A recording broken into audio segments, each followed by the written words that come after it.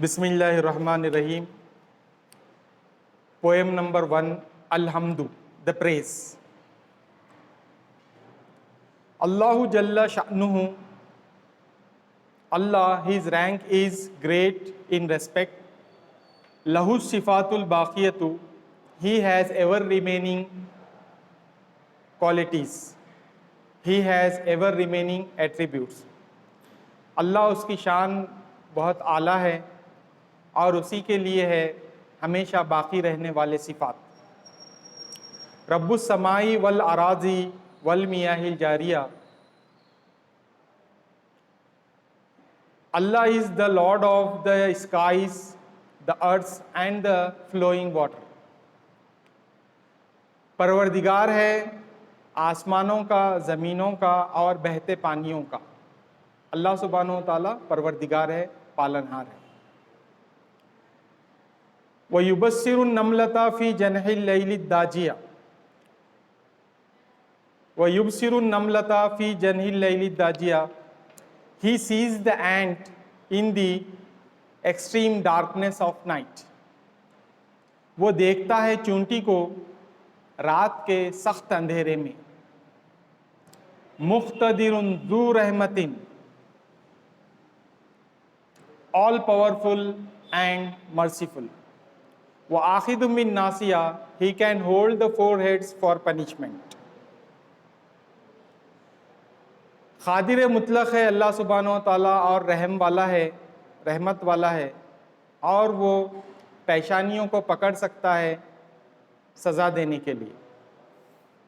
وَآخِذُ بِالنَّاصِیَةِ, پیشانی کے بل لوگوں کو جو ہے دوزخ کی طرف لے جایا جاتا ہے, تو اس کی طرف اشارہ دیا جا رہا ہے.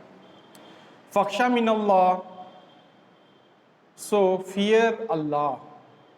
الَّذِي يَعْلَمُ كُلَّ خَافِيَةٍ, who knows every secret, who knows every hidden thing.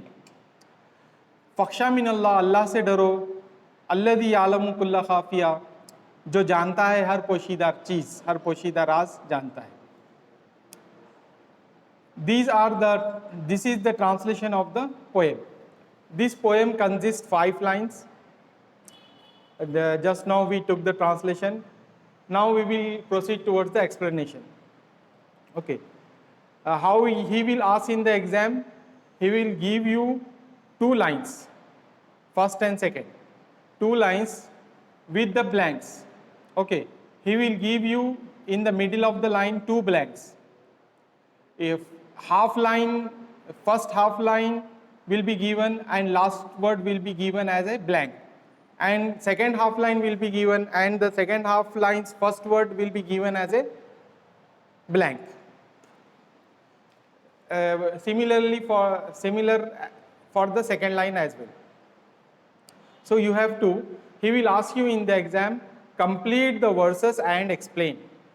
Okay. Complete the verses and explain. So you have to complete those lines, those blanks, and give the explanation in English. Got it? Al-Khulasatu, Khulasa summary. Allahu khaliqul kauni wa huwa rabbus samawati wal ardi fasha'nuhu jalilun. اللہ سبحانہ و تعالیٰ ساری کائنات کا خالق ہے, پیدا کرنے والا ہے, اور وہی آسمانوں کا پروردگار ہے, زمینوں کا پروردگار ہے, اور اس کی شان جو ہے جلال والی ہے, بزرگ ہے.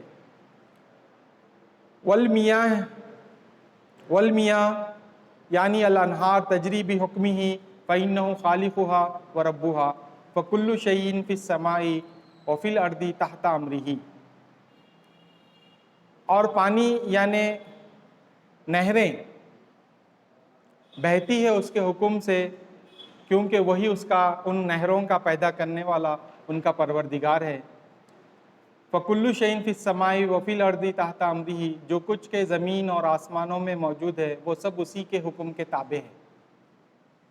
إِنَّ اللَّهَ يَبْصِرُ بِالْعِبَادِ وَيَبْصِرُ إِنَّ اللَّهَ بَصِيرٌ بِالْعِبَادِ. اللہ تعالیٰ دیکھتا ہے اپنے بندوں کو, دیکھ رہا ہے, بے شک اللہ تعالیٰ دیکھ رہا ہے اپنے بندوں کو. وَيَبْصُرُ كُلَّ شَيْءٍ فی الارض صغیرا و کبیرا سرا و جہرا فی الضیاء و فی الظلمات فی الیوم و فی اللیل۔ اللہ تعالیٰ دیکھتا ہے ہر چیز کو، زمین میں چھوٹی ہو کے بڑی، پوشیدہ ہو کے چھپی ہوئی، ظاہر ہو کے پوشیدہ، روشنی میں ہو کے اندھیرے میں، دن میں ہو کے رات میں، ہر چیز کو وہ دیکھنے والا ہے۔ وَهُوَ يَبْصِرُ النَّمْلَةَ الصَّغِيرَةَ فِي ظِلَامِ اللَّيْلِ وَيَعْلَمُ دَبِيبَتَهَا۔ اللہ تعالیٰ دیکھتا ہے چھوٹی چونٹی کو رات کے اندھیرے میں، اور اس کے قدموں کی آہٹ بھی سنتا ہے۔ تو اللہ تعالیٰ سمیع اور بصیر ہے۔ ان اللہ مقتدر علی کل شیء وہو قادر علی کل قوی و ضعیف۔ اللہ تعالیٰ قدرت والا ہے ہر چیز پر، اور وہ قادر ہے کمزور پر اور قوی پر، طاقتور ہو کہ کمزور ہو، ہر ایک پر وہی قادر ہے۔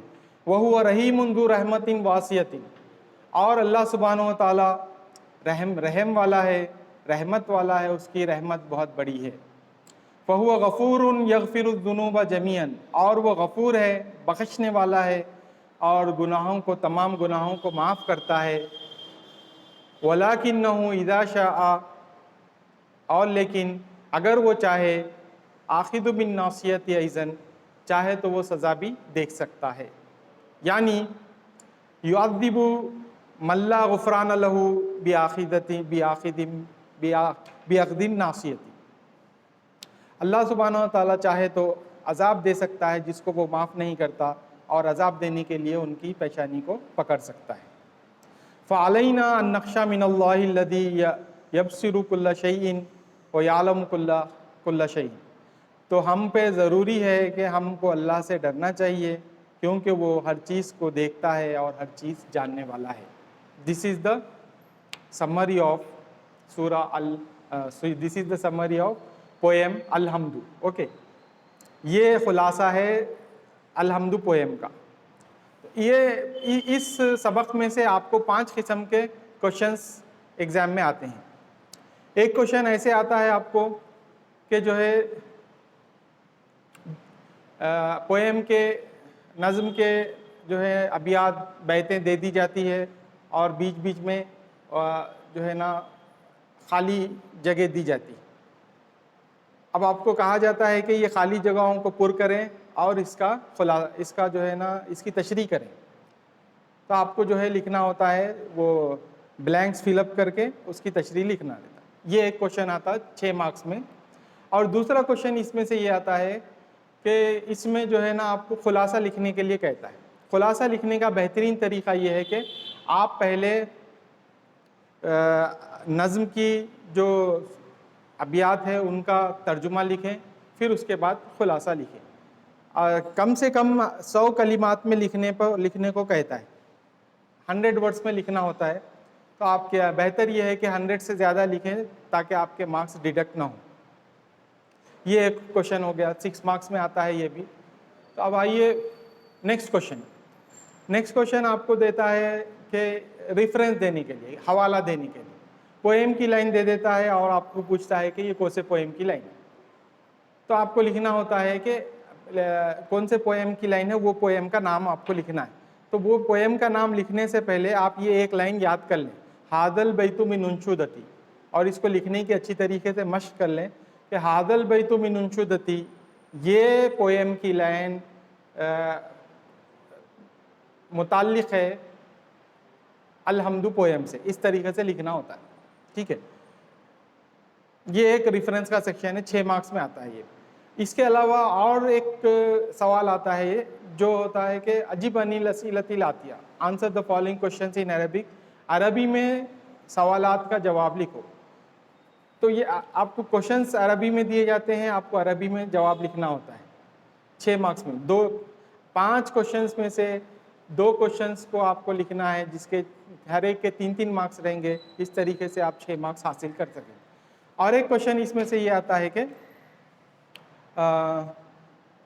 ایک لفظ میں جواب لکھو عربی میں، ایک حرف میں، ایک لفظ میں 1 word answers in Arabic بول کے پوچھتا ہے۔ تو آپ کو جو ہے نا ایک لفظ میں آنسر لکھ کے ختم کرنا ہوتا ہے۔ ٹھیک ہے.